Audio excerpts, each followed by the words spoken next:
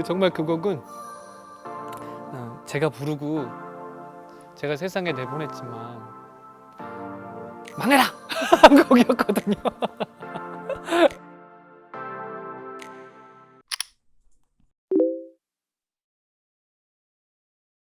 그 당시에 사장님이 늦추신다 했는데 어느 날 그게 또 빨리빨리 이렇게 막 그 상황들이 벌어지니까 한 2달 정도 걸린 것 같아요. 근데 그게 따져보면 빠른 게 아니에요. 원래 발라드 가수들은요, 라디오 활동을 한 3개월에서 6개월 정도 이제 하고, 당시에 이제 그 순위를 매기는 게 방송 횟수, 그리고 또 이제 듣는 뭐 어떤 리퀘스트 횟수잖아요. 이제 그 횟수가 올라오면 그 순위를 가지고 이제 TV를 시작을 했는데, 저는 그런 거 없이 그냥 2달 만에 기다렸다가 바로 방송하면서 그날 바로 트로피 받고 그랬던 것 같아요. 첫 가요 순위 프로에서 바로 트로피 첫날 받았어요. 근데 얼굴 공개된 거는 이제 이소라 선배님 첫 이제 방송하시는 음악 프로에서였는데, 기억도 지금 생각하면 하나도 안 나요.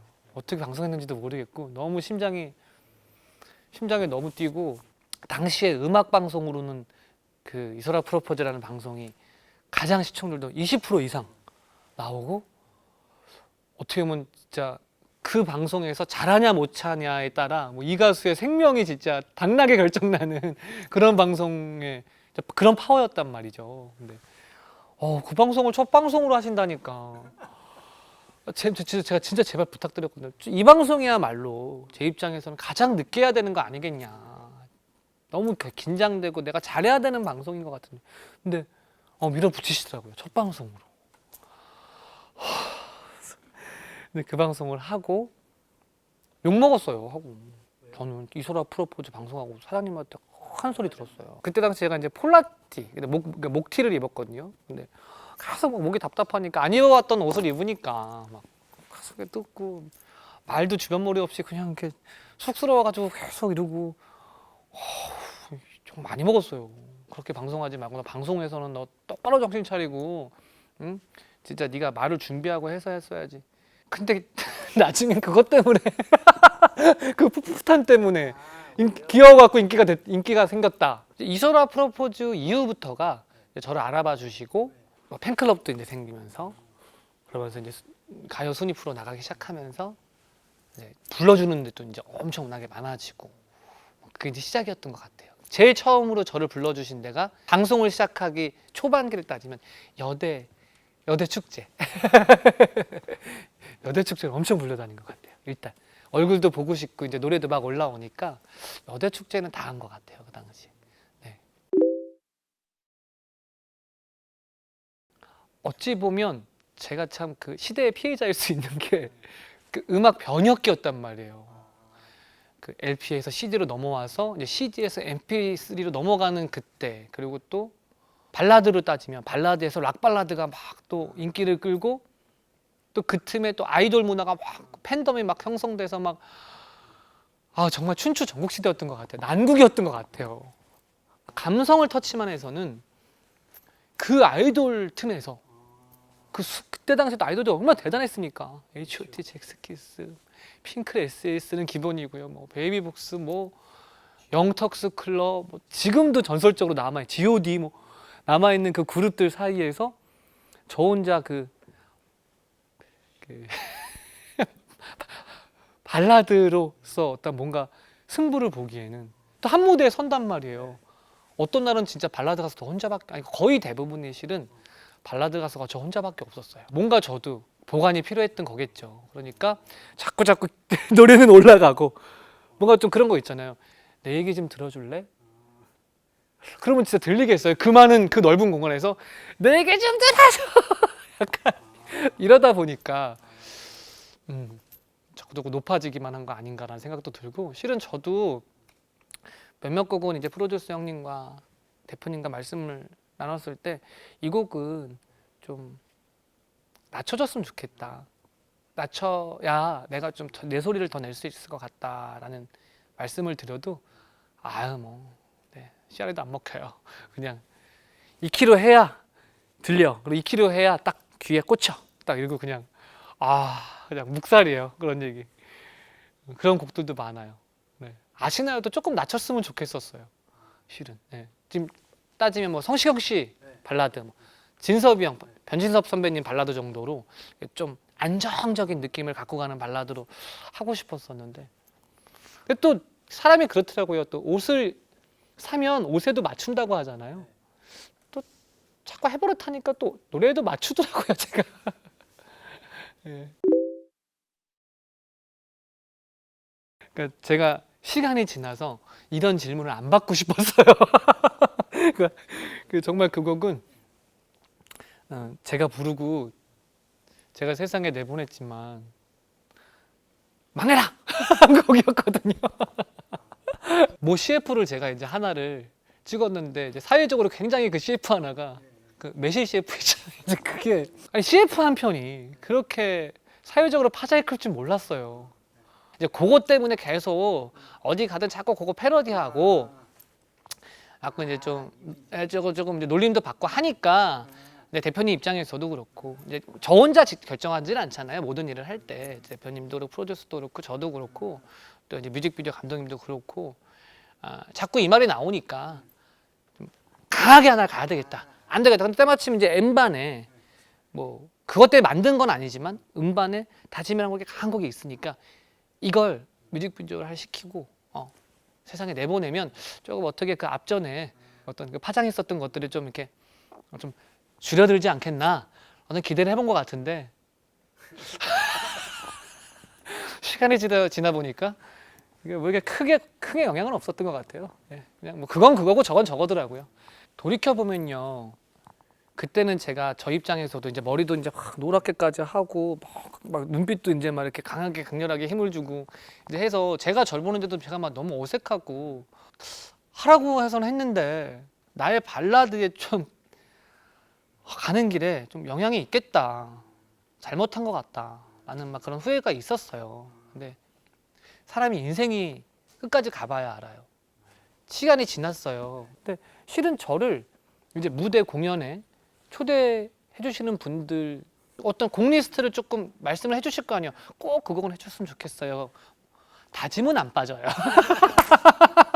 아니 심지어 웃긴 건 오케스트라와 협연하는 무대에서도 다짐을 맞춰 놓으세요. 그래 다짐을 하세요. 그래서 어떤 날은 저 차에 그냥 갖고 다니거든요. 가죽 자켓. 어떤 부분에서 이것 때문에 먹고 사는 것 같기도 하고. 끝까지 가봐야 되더라고요. 저조차도 망해라 했던 곡 때문에 또 시간이 지나서 무대라도 한 번 더 쓰고 한 번이라도 더 불러주고 여러분들이 또 반가워해주고, 왜냐하면 또 그렇잖아요. 감동도 여러 곡을 하잖아요. 무대에 서면 뭐 못해도 한 5곡을 한다고 쳤을 때 감동 5곡은 조금 어느 순간에 지루해요. 내가 하다가 보면 저조차도 하다가 뭐 기립박수 나오고 그래 눈물도 흘리시고 하지만 매곡 눈물 흘리시기는 조금 그렇잖아요. 사람이 어떤 오늘 쓸 감정의 양이라는 게 있는데, 근데 이제 그러다가 마지막쯤에 다짐한 거 그냥 다 해드리면 되게 신나하시고 그 자리 마무리도 잘 되고. 하지만 근데 이제 발라드는 어떻게 보면 감상자와 가수와 이렇게 좀 나눠지잖아요. 근데 저는 조금 좀 다른 것 같아요. 저는 좀 다른 게, 예를 들자면 이인미 선배님이랑 같이 무대에 섰어요. 근데 이인미 선배님 곡은요 그냥 들어요. 다 관객분들이 아무도 안 따라 다 들으세요. 딱 느끼시고 막 가슴에 딱 이러시는 분도 계시고 막 우는 분도 계시는데, 저는 제가 노래하잖아요. 따라 불러요. 발라드. 그 이유가 뭔지 저도 아직까지 좀 그러니까 캐릭터인가요? 그래서 제가 막 그런 적도 있어요. 알죠? 뭐 투애분을 부르는데 그러니까 괜찮은 거니 어떻게, 이게 내 노래가 아니라 여기 분들 노래가 된 거예요. 그래서 제가 노래하다가 너무 웃겨서 노래방 아닙니다, 노래방 아닙니다 뭐 이렇게 부른 적도 있는데, 그러니까 저는 약간 약간 그런 것 같아요. 저도 이제 왜냐하면 노래를 해달라고 불려 나간 입장에서 무대에 선 입장에서 제가 제 노래를 해야 되는 거, 제 책임을 해야 되는 건데 어느 순간 동안 이제 이렇게 같이 하게 되더라고요.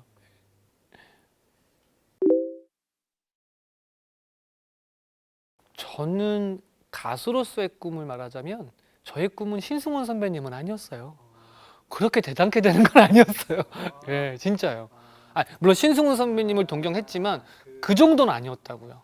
음악을 하면서 먹고만이라도 살 수 있으면 좀 좋겠다 정도의 저의 어떻게 보면 가수 꿈으로서의 포기였는데 어느 날 저도 상도 타보고 어디 가면 사람들이 많이 알아봐주고 뭐 인기도 생기고 팬클럽도 생기고 이제 막 이런 경험들을 하면서 그때 저를 이렇게 바라본다면 좀 안쓰러웠어요.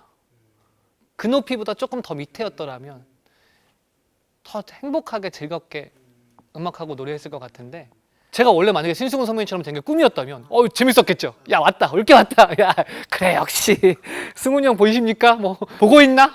뭐 하겠지만 그게 아니었단 말이에요. 기대를 많이 해주시고 그 22에 저는 그렇게 많이 준비된 상태도 아니었고 많이 마음의 부담감이 컸던 것 같아요. 지금 돌이켜보면 빨리 된다는 게 좋은 건 아니더라고요. 네, 그러니까 시점이 중요한 게 아니라 정말 때가 다 있는 것 같아요. 그러니까 조금 나중에 내가 준비가 된 다음에라도 됐으면 음악 활동을 충분히 할 수 있었더라면 좀 더 긴 안목을 가지고 더 할 수도 있었겠고 더 좋은 무대도 많이 보여드릴 수 있었겠고 20살 초반에 매일매일 정말 연습할 시간도 없는 거죠. 뭐 스케줄 쫓아가기도 바쁜 거예요. 가진 것도 별로 없는데 매일매일 가진 걸 이렇게 다 쓰고 있으니 어떻게 보면 굉장히 좀 지쳐가던 잘 돼서 기쁘기도 하지만 또 심적으로는 굉장히 지쳐가던 시점이었던 것 같아요. 그때 당시에 뭐 음악평론가님과 자리를 우연하게 하게 됐어요. 근데 그런 말씀을 하시더라고요. 조성모 너가 된 이유 중엔 꼭 그 뮤직비디오 좋았다. 뭐 그래 너도 아주 뭐 귀엽고 신선했어. 노래도 좋았어. 이것도 있지만 또 상당 부분 큰 건 신승훈 선배님 이후에 너무 아이돌들 그리고 댄스 음악이 막 득세하고 좀 사람들이 이제 좀 조용한 음악 좀 우리 좀 들어볼까?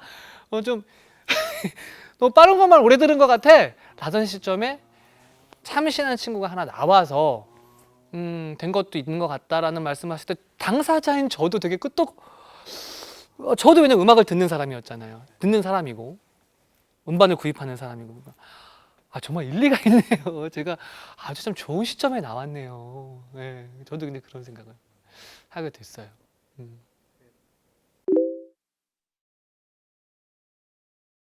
되게 발라드란 너무 맨날 같이 있어서 생각을 안 해봤네요. 매일 함께 했네. 듣고 부르고 듣고 부르고. 근데 이미 발라드가 그냥 내가 돼버렸네요. 발라드를 떠난 적이 없었던 것 같아요.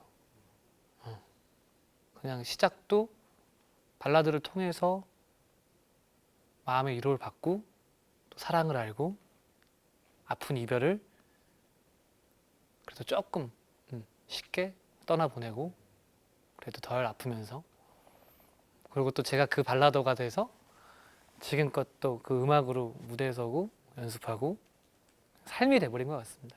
음악이라는 어떤 그 총체적인 어떤 커다란 덩어리보다 발라드라는 어떤 제가 하고 있는 음악의 장르 하나가 삶 그 자체가 돼버린 것 같다는 생각.